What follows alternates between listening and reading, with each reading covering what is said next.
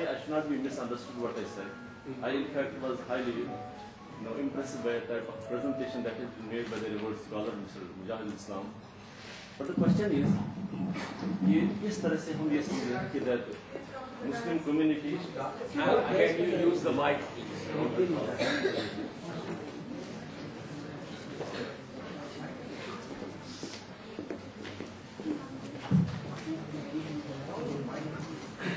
Thank you very much, sir.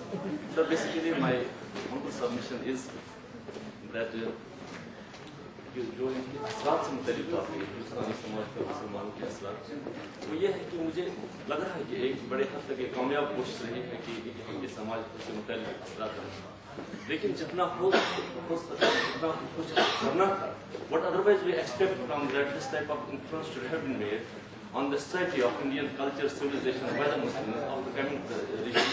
Yes, of course, there are some established centers and scholars who had done a tremendous work on the subject.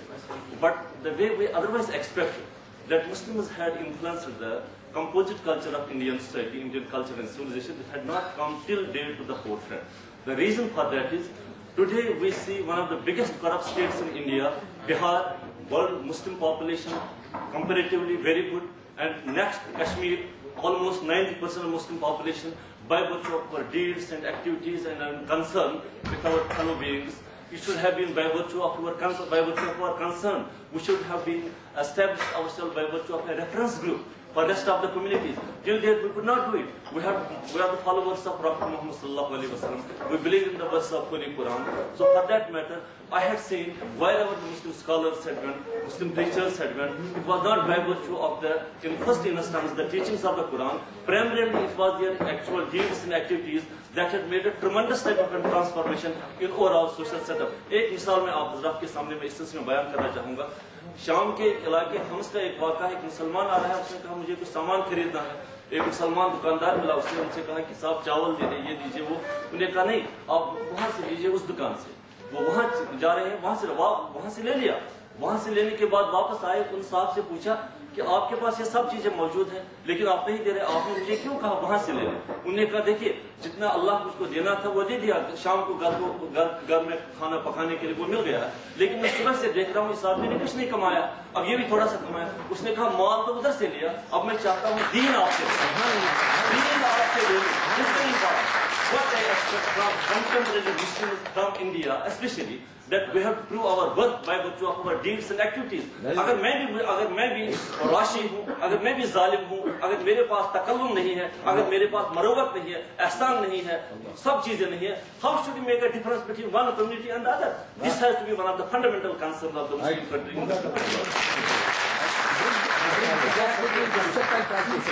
Exactly, excellent. Congrats. Limited.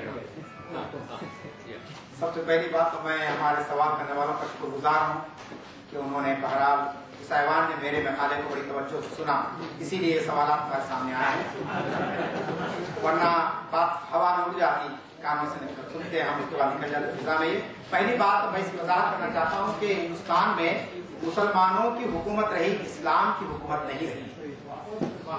इस लिहाज से इस्लामी हुकूमत का लफ्ज़ मैंने इस्तेमाल नहीं किया और ना कोई मॉडल इस्तेमाल करता. और ये बड़ा फर्क है इस्लामी हुकूमत में और मुस्लिम हुकूमत में. आज 57 इस्लामी ममालिक है कहते हैं हम, लेकिन मैं कहता हूँ कि 57 मुस्लिम ममालिक है, इस्लामी ममालिक नहीं.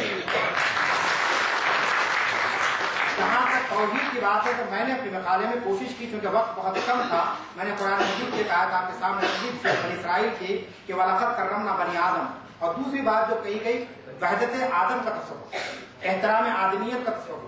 ये सारी चीजें दरअसल तौहीद से ही शुरू होती हैं, एक खुदा की इबादत का तस्वुर. आप जानते हैं कि मैं अपने मकाले में सारी बातें लिखा हूँ कि यहाँ क्या क्या होता था और शास्त्र में क्या कहा गया था, फिर दीगर तबकात का मामला क्या था. लेकिन मुसलमान जब आए तो उन्होंने ये तस्वुर दिया कि तमाम मखलूकात का बादशाह और तमाम कायनात का मालिक और मुख्तार सिवाय खालिक और कौन मकान के लिए और कोई नहीं है. ये लफ्ज है मेरे पास. तो इस लिहाज से ये तौहीद ही का तस्वुर था, वरना उनका खून वही था, आने वालों का खून, यहाँ रहने वालों का वही खून का रंग वही सेम था, वही आज़ा उनके भी थे, इनके भी थे. फर्क यही था कि वो तौहीद के नंबरदार बनकर आए और उन्होंने यहाँ पर उस पैगाम को पेश किया, इंसानी तकरीम और मसावा ये सारी चीजों का ताल्लुक दरअसल तौहीद से ही है और इस्लामी तालीमात से ही है। और आखिर में मैंने ये आयत आपके सामने रखी कि जो कुरान मजीद ने बार बार पेश की है और उसी के जरिए यूनिटी इन डाइवर्सिटी का तस्वीर हमारे सामने आ सकता है कि इसी के जरिए मुसलमानों ने एक हमा मजहबी, हमा लिसानी और हमा तहजीबी समाज को मुत्तहिद रखा। मैंने अपने दौरान खिताब में आपके सामने कहा कि मुसलमान शुरू से अक़लियत में रहे, चाहे वो हुक्मरान रहे हों, चाहे वो हुकूमत में शरीक हों। तो इस लिहाज से उस वक्त भी अक़लियत में थे। खुद हैदराबाद में दक्कन की जो रियासत है आप जानते हैं, यहाँ पर जो आसिफ जाही दौर रहा, दीगर जो हुक्मरान रहे, उन्होंने किस तरीके से यहाँ रियायत परवरी की। उन्होंने पूरे इस्लामी उसूलों को अगर वो नाफिज कर देते, मैं ये नहीं कहता कि उसके नताइज क्या निकलते, लेकिन बहरहाल उन्होंने वक्त और हालात की मुनासिबत से और यहाँ के तबकों के मिजाज को देखकर उन्होंने अपने कुछ उसूल बनाए और उसूल की बना पर उन्होंने हुकूमत की। जहाँ तक मेरे फाजिल दोस्त ने जो बात की है वो बात मेरे दिल की भी है और आपकी भी है कि अगर वाकई यहाँ पर इस्लामी तालीमात को सही अंदाज में पेश किया जाता और सही अंदाज में लोगों के सामने बताया जाता कि इस्लाम क्या है, और बजाय हम ताजमहल की खूबसूरती, कुतुब मीनार की बुलंदी या लाल किले की मजबूती देने के बजाय लोगों के दिलों में तौहीद के पैगाम को आम करते और इस तरीके से बात आगे बढ़ाते तो आज हिंदुस्तान की वो हालत न होती जो हालत आज आप देख रहे हैं। आपने हमको वो भूला हुआ सबक याद दिलाया। वो सबक पर मैं यही शेर कहूंगा कि हम ही सो गए, हम ही सुन गए दास्तां सोते सोते। मैं कोई तफसील में जाना नहीं चाहता हूँ, आपके सवाल का जवाब यही है कि हम ही सो गए दास्तां सोते। बड़े शौक से सुन रहा था। एक सवाल है मोहम्मद बिन कासिम और महमूद गजनवी के दौर को आप क्या कहते हैं? महमूद गजनवी का तो मैंने कोटेशन दिया है। मोहम्मद बिन कासिम तो आप जानते हैं कि वो यहाँ पर आए और उन्होंने फतेह किया और कोई हुकूमत उन्होंने यहाँ पर ऐसे कायम नहीं की कि जिसकी मैं तफसीलात आपके सामने पेश कर सकूं। जहां तक दीगर हुक्मरानों की बात है, मैं 3 राइटर्स का नाम मुस्तशरिकीन का ओरिजिनलिस्ट जो थे उसका वक्त की कमी की वजह से मैं यहाँ पर जिक्र नहीं किया हूँ। एक हिस्ट्री ऑफ ब्रिटिश इंडिया, उसको आप पढ़िए, जेम्स मिल की किताब है, ये 1817 में वो शाये हुई है। और उसी तरीके से एक दूसरी किताब है जिसका जिक्र मैं करना चाहता हूँ यहाँ पर। इस किताब का नाम है history of India stored bye it's old historians, 1866 में हेनरी एलिट की किताब है ये। और फिर इसी तरीके से और एक किताब है। इन किताबों में जो बातें बयान की गई उसकी वजह से महमूद गजनवी हो, औरंगजेब हो या टीपू सुल्तान हो, उनकी शख्सियत को फर्क करके पेश करने की कोशिश की गई।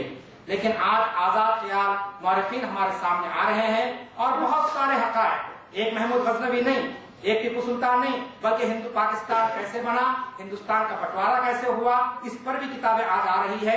तो ये इल्म और शऊर का दौर है, आगही का दौर है। इस दौर के अंदर हमको पढ़ना चाहिए और एक स्कॉलर वही स्कॉलर कहलाता है जो हक़ाइक़ की तह में जाए और उसके बाद नताइज को अख्ज़ करे। अगर आपने सिर्फ दरसी किताबें पढ़ ली है, तारीख की किताबें पढ़ ली है, मुझे अफसोस होता है। मेरे साथी ये लिखते हैं कि मुसलमानों का सबसे अहम त्योहार मुहर्रम। कितनी बदनसीबी की बात। हमारी दरसी किताबों में ये चीजें मौजूद है, तारीख की किताबों में, हमारी तारीख की किताबों में ये लिखा जाता है कि साहब मुसलमानों के फिरके जो हुए वो दरअसल हुजूर अकरम सल्लल्लाहु अलैहि वसल्लम के दुनिया से जाने के बाद जो है ना इसमें फिरके बन गए हैं। तो ये तारीख हमने भी खुद ऐसी बना ली है। जरूरत इस बात की है कि तारीख को तारीख के अंदाज से लिखा जाए, तारीख साजी का कारनामा न किया जाए। अगर हमने तारीख साजी का कारनामा करना शुरू कर दिया तो फिर यही वो सारी चीजें आते हैं। तो बहरहाल ये 2 मारूजात है मेरे सामने, लेकिन मैं यही कहूंगा कि वक्त की कमी की वजह से कोई भी मिकाला निगार अपने मौजू को मुकम्मल तौर पर अदा नहीं कर सकता। मैंने चंद बातें इशारे और किनारों में बयान की है। उम्मीद है कि वो बातें आपके लिए और मेरे लिए एक दर्स बसीरत बन सकती हैं। शुक्रिया।